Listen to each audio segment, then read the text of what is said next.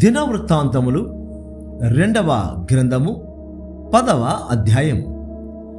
రెహబామునకు పట్టాభిషేకము చేయుటకై ఇశ్రాయేలులందరూ షెకెమునకు వెళ్ళగా రెహబాము షెకెమునకు పోయాను. రాజైన సొలొమోను సమక్షము నుండి పారిపోయి ఐగుప్తులో వాసము చేయుచున్న నెబాతు కుమారుడైన యెరోబాము అది విని ఐగుప్తు నుండి తిరిగి రాగా జనులు అతని పిలిపించిరి. యెరోబామును ఇశ్రాయేలు వారందరూ కూడా వచ్చి, నీ తండ్రి మా కాడిని బరువు చేశాను. నీ తండ్రి నియమించిన కఠిన దాస్యమును అతడు మా మీద ఉంచిన బరువైన కాడిని నీవు ఇప్పుడు చులకన చేసిన ఎడల మేము నిన్ను సేవింతుమని రెహబాముతో మనవి చేయగా, అతడు మీరు 3 దినములు తాళి మరలా నా ఎదుకు రండని చెప్పాను. గనుక జనులు వెళ్ళిపోయిరి. అప్పుడు రాజైన రెహబాము తన తండ్రి అయిన సొలొమోను సజీవి అయి ఉండగా అతని సమక్షమున నిలిచిన పెద్దలను పిలిపించి, ఈ జనులకు నేనేమి ప్రత్యుత్తరం ఇయ్యవలెను? మీరు చెప్పు ఆలోచన ఏది అని అడుగగా, వారు నీవు జనుల ఎడల దయాదాక్షిణ్యములు చూపి వారితో మంచి మాటలాడిన ఎడల వారు ఎప్పటికీ నీకు దాసులగుదురని అతనితో చెప్పిరి.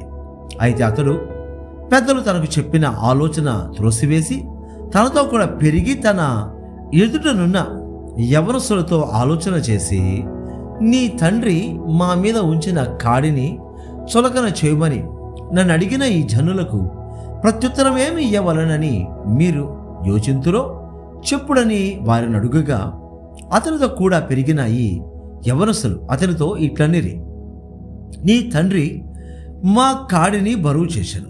నీవు దానిని చులకన చేయమని నీతో పలికిన ఈ జనులతో నీవు చెప్పవలసినదేమనగా, నా చిటికెన వ్రేలు నా తండ్రి యొక్క నడుము కంటే బరువుగా ఉండును. నా తండ్రి బరువైన కాడి మీ మీద మోపాను గాని నేను మీ కాడిని మరింత బరువు చేయదును. నా తండ్రి మిమ్మును చబుకులతో దండించను గాని నేను కొరడాలతో మిమ్మును దండించదనని చెప్పుము. 3వ దినమందు నా యొద్దకు తిరిగి రండని రాజు చెప్పిన ప్రకారము యెరోబామును జనులందరూ 3వ దినమందు రెహబాము వద్దకు రాగా, రాజైన రెహబాము పెద్దల ఆలోచనను త్రోసివేసి యవనస్తులు చెప్పిన ప్రకారము వారితో మాట్లాడి వారికి కఠినమైన ప్రత్యుత్తరం ఇచ్చాను.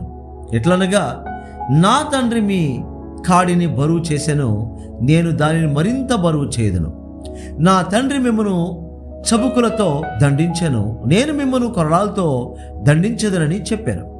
యెహోవా షిలోనీయుడైన అహియా ద్వారా నెబాతు కుమారుడైన యెరోబాముతో సెలవిచ్చిన తన మాటను స్థిరపరచినట్లు దేవుడు నిర్ణయ ప్రకారము జనులు చేసిన మనవి రాజులు ఆలకించకపోయాను. రాజు తాము చేసిన మనవి అంగీకరింపకపోవుట చూచి జనులు, దావీదులో మాకు భాగమేది?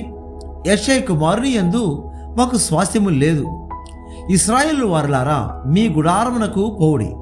దావీదు నీ సంతతి వారిని నీవే చూచుకొనుమని రాజులకు ప్రత్యుత్తరం ఇచ్చి ఇశ్రాయేలు వారందరూ ఎవరి గుడారమునకు వారు వెళ్ళిపోయారు. అయితే యూదా పట్టణములలో కాపురముండు ఇశ్రాయేలు వారి మీద రెహబాము ఏలుబడి చేసెను. రాజైన రెహబాము వెట్టి పని వారి మీద అధికారి అయిన హదోరమును పంపగా ఇశ్రాయేలు వారు రాళ్లతో అతని చావగొట్టిరి. గనుక రాజైన రెహబాము యెరూషలేమునకు పారిపోవలనని త్వరపడి తన రథము ఎక్కెను. ఇశ్రాయేలు వారు అప్పటికి దావీదు సంతతి వారి మీద తిరుగుబాటు చేసి నేటి వరకును వారికి లోబడక ఉన్నారు. దినవృత్తాంతములు 2వ గ్రంథము 11వ అధ్యాయము.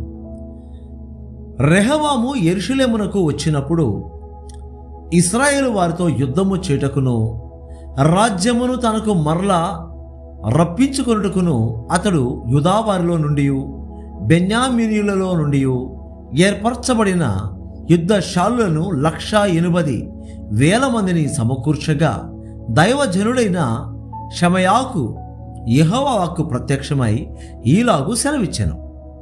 నీవు యూదారాజును సొలొమోను కుమారుడునగు రెహబాముతోను యూదాయందును బెన్యామీనీయుల ప్రదేశమందును ఉండు ఇశ్రాయేలు వారందరితోనూ ఈ మాట ప్రకటించుము.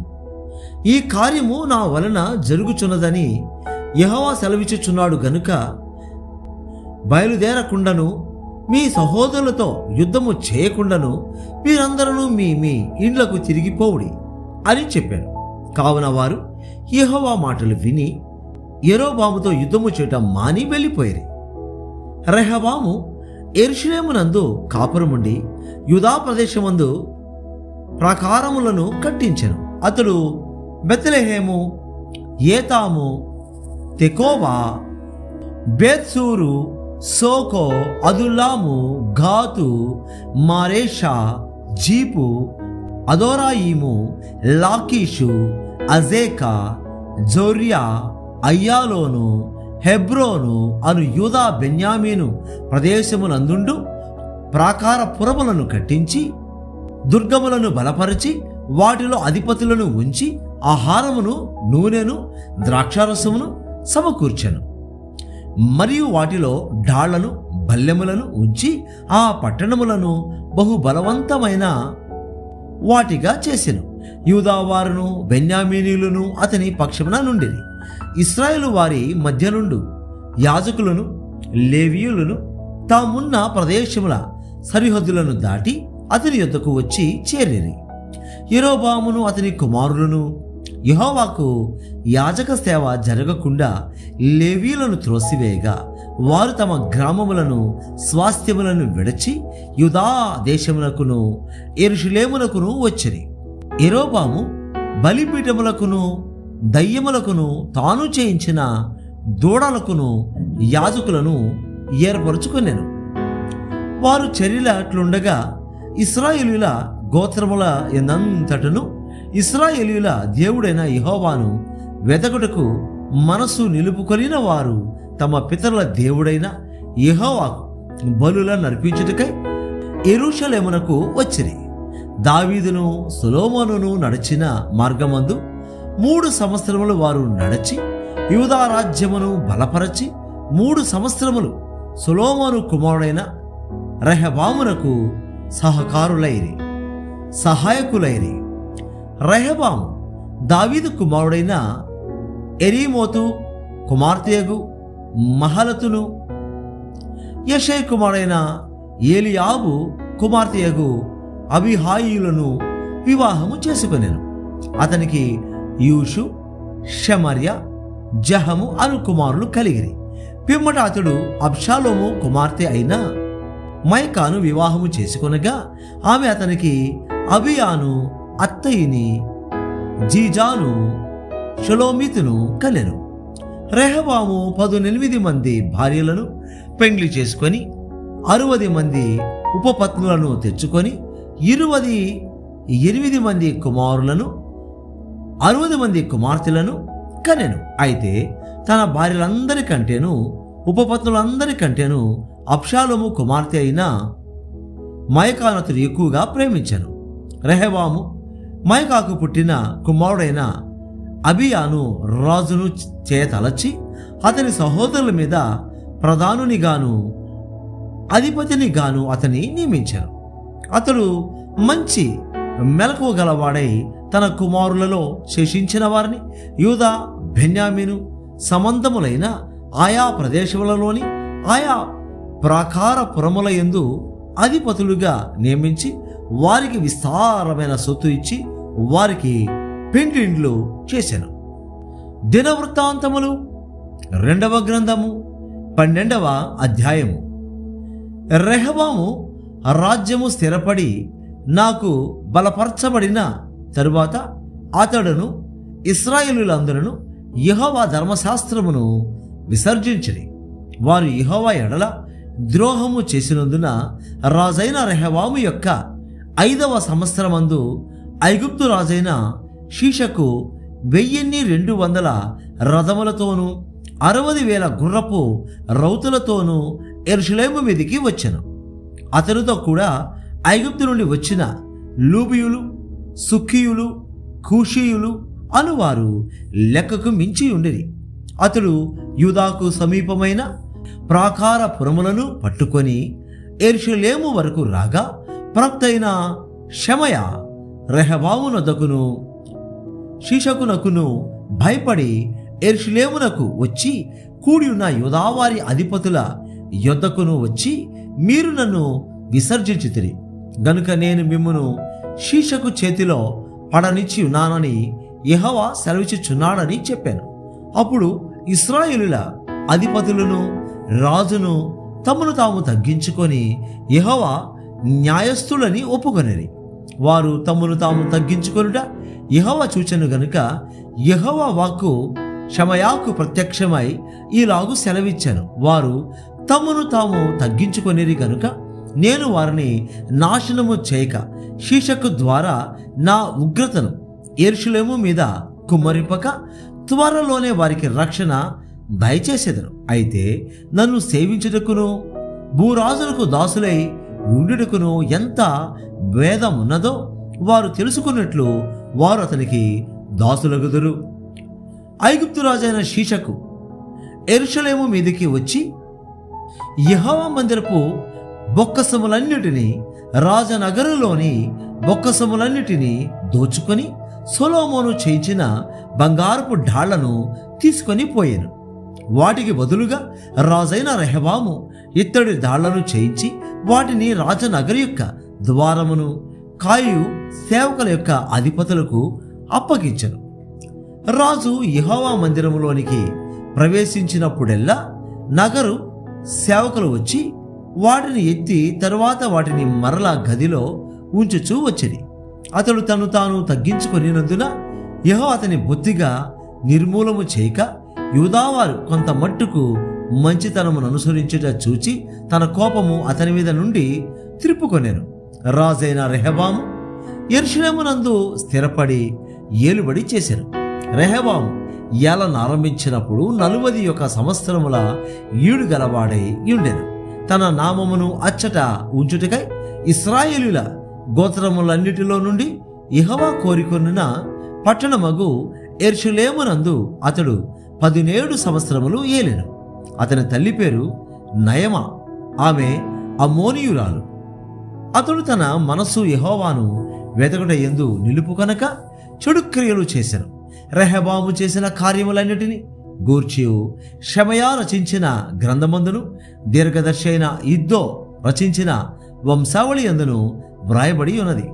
రెహబామునకును యెరోబామునకును యుద్ధము ఎడతెగక జరిగెను.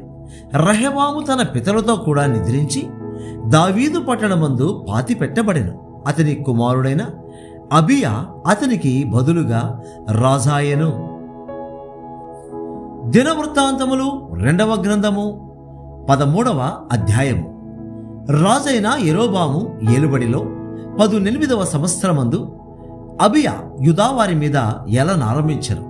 అతడు 3 సంవత్సరములు యెరూషలేమునందు ఏలెను. అతని తల్లి పేరు మీకాయా, ఆమె గిబియా ఊరివాడైన ఊరియేలు కుమార్తె.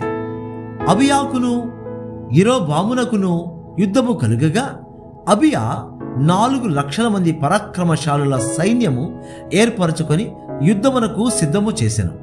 యెరోబామును 8 లక్షల మంది పరాక్రమశాలులను ఏర్పరచుకొని అతనికి ఎదురుగా వారిని యుద్ధమునకు వ్యూహపరచెను. అప్పుడు అబియా ఎఫ్రాయిము మన్యమందుండు సెమరాయిము కొండ మీద నిలిచి ప్రకటించినదేమనగా, యెరోబామా, ఇశ్రాయేలు వారలారా, మీరందరూ నాకు చెవియొగ్గుడి. ఇశ్రాయేలు రాజ్యమును ఎల్లప్పుడూ ఏలునట్లుగా ఇశ్రాయేలుల దేవుడైన యెహోవా దావీదుతోను అతని సంతతి వారితోను భంగము కాజాలని నిబంధన చేసి దానిని వారికిచ్చానని మీరు తెలుసుకుందరు కదా. అయినను దావీదు కుమారుడైన సొలొమోనుకు దాసుడును నెబాతు కుమారుడునగు యెరోబాము పనికి మారిన దుష్టులతో కలిసి లేచి తన యజమానుని మీద తిరుగుబాటు చేశాను. సొలొమోను కుమారుడైన రెహబాము ఇంకను బాల్య దశలో నుండి ధైర్యము లేనివాడై వారిని ఎదిరించుటకు తగిన శక్తి లేకున్నప్పుడు వారు అతనితో యుద్ధము చేయుటకు సిద్ధమైరి. ఇప్పుడు దావీదు సంతతి వారి వశములనున్న యెహోవా రాజ్యముతో మీరు యుద్ధము చేయ తెగించదమని తలంచుచున్నారు. మీరు గొప్ప సైన్యముగా ఉన్నారు. యెరొబోము మీకు దేవతలుగా చేయించిన బంగారు దూడలను మీ యొద్ద ఉన్నవి.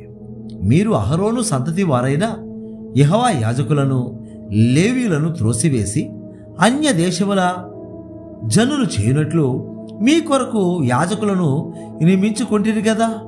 ఒక కోడెతోనూ 7 గొర్రె పొట్టేళ్లతోనూ తను ప్రతిష్ఠించుటకై వచ్చు ప్రతివాడు దైవములు కాని వాటికి యాజకుడగుచున్నాడు.